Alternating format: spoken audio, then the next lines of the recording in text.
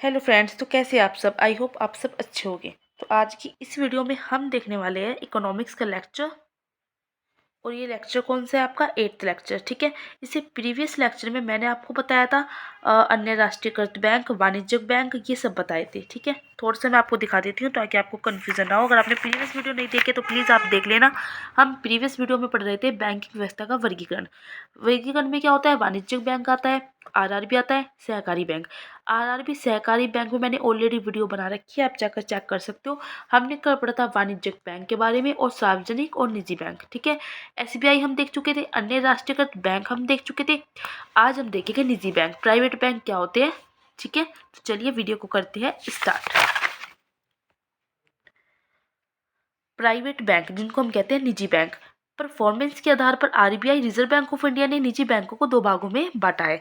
एक तो old bank और एक न्यू बैंक। ओल्ड बैंक कौन से होते हैं? वर्ष 1990 से पहले स्थापित, मतलब जो 1990 से पहले बन चुके हैं वो ओल्ड बैंक है और इनका राष्ट्रीयकरण नहीं हुआ था। और ये निजी बैंक, और ये जो बैंक थे वो निजी स्वामित्व कार्यरत रहे। जो न्यू बैंक थे वो वर्ष 1990 के बाद स्थापित हुए थे, इसलिए इनको कहते हैं न्यू बैंक। अब बाद में क्या होता है? आरबीआई ने गाइडलाइंस जारी की कि जिसके अनुसार बैंकिंग क्षेत्र में अन्य बैंकों का विस्तार किया और जिसके अंतर्गत डिफरेंशिएटेड बैंक्स, विभेदीकृत बैंक। डिफरेंशिएटेड बैंक, विभेदीकृत बैंक क्या होते हैं ये हम आगे आपको बताएंगे। जैसे पेमेंट बैंक हो जाता है, इनकी स्थापना की गई। ये कुछ इंपॉर्टेंट फैक्ट है, ये इससे रिलेटेड नहीं है बट ये क्वेश्चन है तो मैं आपको बता देती हूँ। एग्जाम में पूछे जा सकते हैं और ये आपको पता भी होने चाहिए। जैसे देश का पहला पूर्ण रूपेण भारतीय बैंक कौन सा है? तो पंजाब नेशनल बैंक है। इंपीरियल बैंक ऑफ इंडिया की स्थापना 1921 में हुई थी, मैंने ऑलरेडी आपको बता दिया है, 3 बैंकों को मिला के हुई थी। एसबीआई का राष्ट्रीयकरण, स्टेट बैंक ऑफ इंडिया का राष्ट्रीयकरण कब हुआ? तो 1 जुलाई 1955 को हुआ है। भारत के सभी एटीएम को कौन संचालित करता है? इंपॉर्टेंट है। तो ये किसके द्वारा संचालित होते हैं सभी एटीएम? एनपीसीआई द्वारा। एनपीसीआई के भारतीय राष्ट्रीय भुगतान नियम। भारत में न्यूनतम मुद्रा कोष नोट निर्गमन व्यवस्था कब से अपनाई जा रही है? तो 1957 से अपनाई जा रही है, ये आपको याद करने का क्वेश्चन। सार्वजनिक क्षेत्र के बैंकों के अध्यक्ष का चयन कौन करता है? तो बैंक बोर्ड ब्यूरो करता है। ठीक है, ये क्वेश्चन है, ये मैं इंपॉर्टेंट क्वेश्चन लिख लेती हूँ। चलिए तो आगे जाते हैं हम। तो हम देख रहे थे विभेदीकृत बैंक होते क्या है। डिफरेंशिएटेड बैंक किसे कहते हैं? तो इनको हम लघु बैंक भी कहते हैं। ये जमा स्वीकार भी करते हैं, उधारी भी देते हैं। ठीक है। हम कह सकते हैं विभेदीकृत बैंक वो है जिनको वित्तीय सेवाएं उपलब्ध नहीं थी। लघु बैंकों के लिए दिशा निर्देश जारी किए गए जिसके तहत इन बैंकों को अपनी कुल उधारी का 75% इन क्षेत्रों को दिया जाना अनिवार्य है, जैसे लघु और सीमांत कृषक, सूक्ष्म लघु और मध्यम उद्योग के लिए। ठीक है। तो इनको कहते हैं विभेदीकृत बैंक। आ जाता है पेमेंट बैंक। भुगतान बैंक किसको कहते हैं? चालू खाता। ठीक है। और बचत खाता दोनों आते हैं और ये जमा भी स्वीकार कर सकते हैं। मैक्सिमम 1 लाख तक की धनराशि स्वीकार करते हैं ये। एनआरआई, एनआरआई क्या है? गैर निवासी भारतीय। इनसे जो डिपॉजिट है वो स्वीकार नहीं करेंगे ये गैर निवासी भारतीय से।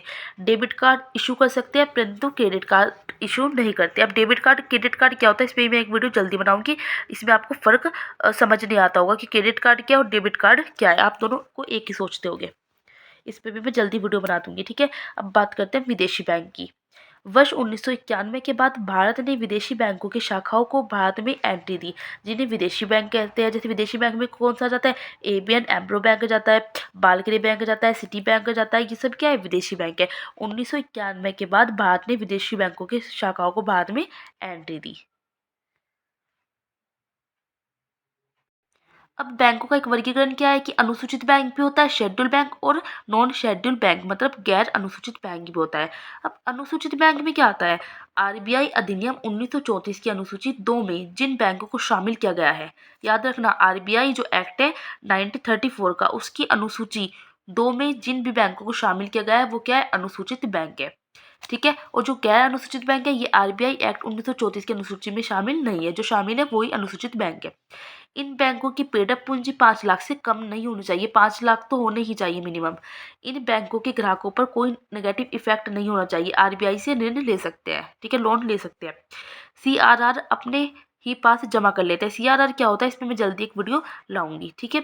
आरबीआई से ऋण लेने के लिए एलिजिबल नहीं है परंतु इमरजेंसी कंडीशन में ये लोन ले सकता है आरबीआई से, लेकिन आरबीआई से जो है अनुसूचित बैंक तो लोन ले ही सकता है, अनुसूचित बैंक आरबीआई से लोन ले ही सकता है। ठीक है, तो उसका हो जाता है ये क्लासिफिकेशन खत्म। अब जहाँ से मैंने आज आपको नोट्स दिखाए हैं तो मैं वहाँ से आपको दिखा रही हूँ। आपको क्या करना है, वीडियो को पॉज कर लेना है और अपने नोट्स बना लेने हैं। और इकोनॉमिक्स के काफ़ी सारे लेक्चर पर मैंने वीडियो अपलोड की है, आप जाकर देख सकते हो। वहाँ से आपको वीडियो को पॉज करके नोट्स बना लेने हैं। ठीक है, और आपको साथ ही साथ पूर्वावलोकन जरूर करना है। पूर्वावलोकन करने से क्या होता है, आपका जो आप उसमें आईएएस के क्वेश्चंस होते हैं, जो भी प्री एग्जाम में क्वेश्चन आए हैं, जिस भी ईयर में आए हैं, प्रीवियस ईयरों में यूपीएससी के मेंस में आए हुए थे। जैसे पहले यूपीएससी का मेंस होता था ऑब्जेक्टिव, ठीक है, यूपीएससी के प्री एग्जाम में जितने क्वेश्चन आते हैं आरओ में, तो आपको एक आइडिया हो जाता है कि क्वेश्चन किस तरह से कहाँ से बनते हैं। जैसे अगर आप मान लो मैंने आपको ये पढ़ाया है विभेदीकृत बैंक, ठीक है, तो आपने ये पढ़ लिया, अब आपको ये नहीं पता इससे क्वेश्चन आएगा किस तरह, तो वहाँ पे आपको आइडिया हो जाता है कि क्वेश्चन किस तरह से आ रहा है, अगर इससे रिलेटेड क्वेश्चन आना है तो कैसे आ रहा है प्रीवियस में। तो पूर्वावलोकन तो जरूर ही करना चाहिए। बिना क्वेश्चन लगाए आप नहीं समझ पाओगे कि क्वेश्चन बनते किस तरह है। और अगर मेरी वीडियो अच्छी लगी तो आपको लाइक करना है, शेयर करना है और कमेंट्स करके मुझे ज़रूर बताना है।